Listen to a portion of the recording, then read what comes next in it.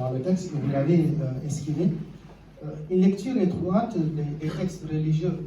Et dans le texte, la vision progressiste, ou en tout cas, on va dire, Abou, le père de Pathé Diallo, c'est lui qui incarne la vision progressiste, une lecture progressiste des textes religieux, par opposition à son père Hamadi, qui est un érudit, mais qui cautionne l'esclavage.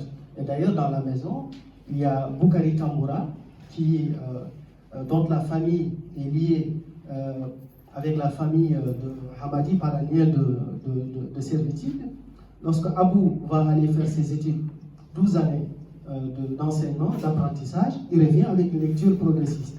Il dit à son père, tout simplement, je ne peux pas cautionner que sous ton toit, qu'il y ait des esclaves. À Boukari Tamboura, qui est un érudit, et d'ailleurs c'est lui qui reprend le foyer ardent. Mais on lui refuse de diriger la prière à la mosquée. Donc Abou incarne en quelque sorte cette vision progressiste, et qui d'ailleurs va aller jusqu'à demander à son père de libérer les esclaves.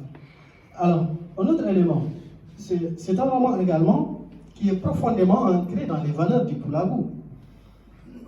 De la première à la dernière page, on retrouve des éléments qui permettent d'expliquer la stratification sociale Peul, et surtout certains mythes qui expliquent la cosmogonie Peul. Je fais référence à, par exemple, Djeddo Dewal, la mère de la calamité. Je fais référence à la création du monde, comment le monde a été créé selon la cosmogonie Peul. Et surtout à certaines valeurs qui orientent et expliquent le comportement de certains personnages. Donc cette dimension, si vous voulez, anthropologique ou ethnographique, elle est fortement présente dans ce roman. Et pourquoi ce choix? Pourquoi une dimension ethnographique en filigrane qui structure le roman? Alors, quand on écrit, en général, en tout cas, je ne dirais pas quand je parle de moi, quand j'écris, c'est que j'ai des choses à mettre en avant. Donc oui, j'écris depuis ma culture Peul. Cela, je l'assume complètement. Au-delà des problématiques, parce que je me dis, je veux traiter de tels problèmes, mais au-delà des problématiques, je veux également participer à la vulgarisation d'une culture d'une culture appuyée sur une langue qui est une des plus anciennes au monde. J'ai bien dit une des plus anciennes au monde. Et je pense qu'elle pourrait apporter beaucoup de choses lorsqu'on l'interprète, cette culture, dans ses différents aspects, dans sa dimension mythologique. M. Diop est là, il pourra certainement nous en dire des choses, parce que c'est une de ses spécialités, la mythologie. Alors, donc oui, je vais puiser dans le traitement, dans le soubassement de la cosmogonie et de la mythologie Peul, des choses que je mets en avant. C'est ainsi donc que le roman, par exemple, se referme sur les 7 interdits, que l'on appelle en poulard Haramei. D'accord? Parce que à l'origine du monde, et cela a été déjà largement mis en avant dans les écrits d'Ahmadou Hampâté-Bâ, donc au tout début, dans des temps immémoriaux, dans le cadre de la mythologie Peul, il a existé 2 villes. Les Peul seraient originaires de 2 villes qu'ils appelaient Heli et Yoyo. D'accord? Donc j'ai choisi un peu de rebaptiser le pays dans lequel j'ai campé mon récit, Heli Yoyo. Là-bas, c'était Heli et Yoyo, c'était 2 grandes villes. Selon Ahmadou Hampâté-Bâ, mais là je ne parle plus en tant que romancier, je parle en tant que chercheur. Alors selon Ahmadou Hampâté-Bâ, dans ses recherches et dans le cadre des traditions orales Peul, ce pays aurait, disons, ces 2 villes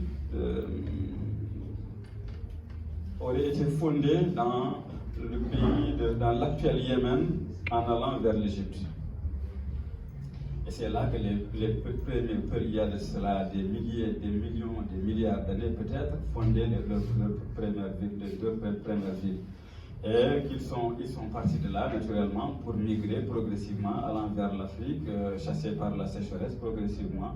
Voilà pourquoi, comme disait Amadou Hampâté-Bâ, les peuples sont en surprenant mélange. Pays blancs au pays des eaux noires, pays noirs au pays des eaux blanches. C'est un peuple énigmatique que de capricieux tourbillons ont enlevé du soleil levant, éparpillé de l'est à l'ouest, presque partout. Et c'est ce qui explique que c'est presque l'une des rares ethnies où vous retrouvez des hommes totalement blancs et d'autres qui sont totalement noirs et qui sont issus des mêmes parents. C'est à cause du fait qu'ils ont cohabité pratiquement du Yémen au fin fond de l'Afrique avec tous ces peuples qui ont existé là. Donc oui, je reviens là-dessus un peu sur tout cela. Et donc ces peuples-là qui avaient été à un moment donné, parce que les Yoyo ont été une ville de l'abondance même j'allais dire, où les vaches ne mouraient pas, les vaches n'étaient pas piquées par des mouches, disait-on. Bref, c'était un peu le pays des rêves. Mais à un moment donné, ils ont vécu une telle prolifération de la richesse qu'ils ont fini par oublier Dieu Guénon qui leur avait donné ses bienfaits. Certains commencèrent à se laver avec du lait, d'autres à se torcher avec des...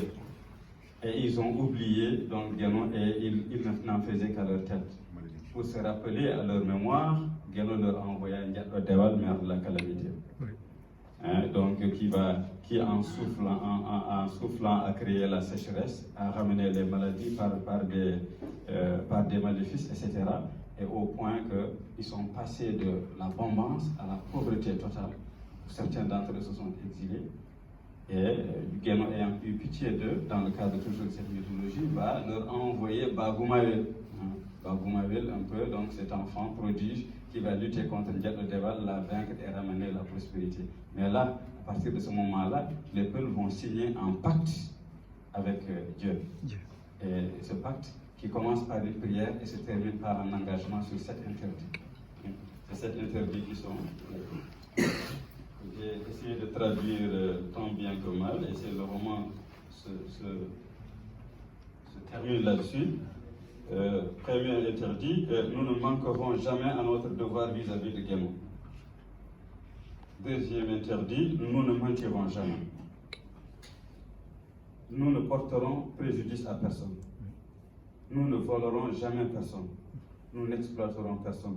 Nous ne craindrons plus personne dans la défense de notre honneur et de nos droits.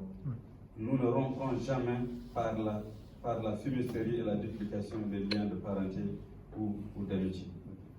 Et donc, ces 7 interdits vont refonder un peu. Et aujourd'hui encore, ils constituent la toile de fond du Kulaou. Que je définis comme étant l'ensemble des valeurs de civilisation et de culture de l'homo perenus. Le moral et social. Avant de donner la parole au président, je termine, je donne la parole pour poser des questions. Juste rebondir sur... on a envie de demander qui est Guénon. Qui est Guénon.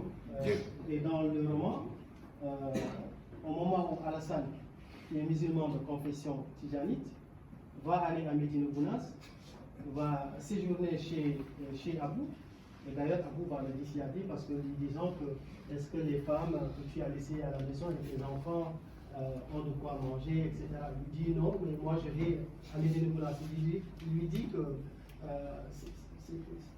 cela ne se fait pas, on ne peut pas abandonner sa famille et aller vouloir visiter une ville, on va dire, sainte pour les Tidjanes, la confession Tidjane. Alors, Guénon, qui est Guénon?